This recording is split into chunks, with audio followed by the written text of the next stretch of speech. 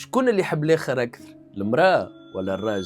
فما راجل فقير يعيش هو ومرته، طلبت منه مرته باش يشري لها خلاص باش تمشط بيه شعرها الطويل باش يقعد مزيان. يا اخي غزر لها وفي عينيه برشا حزن، وقال لها اللي هو ما ينجمش، ووراها اللي منقالته زادت تستحق سنتور جديد واللي هو ما ينجمش يشريه. وبالرغم من هذاك ما عاركتوش مرته، تبسمت في وجهه.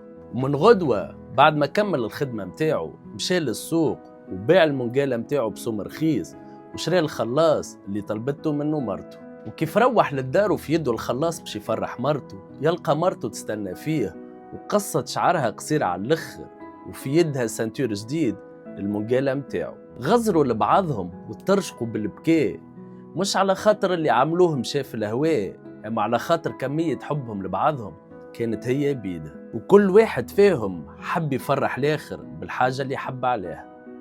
ربي يرزقنا ويرزقكم بشكون يحبوا كيف هكا.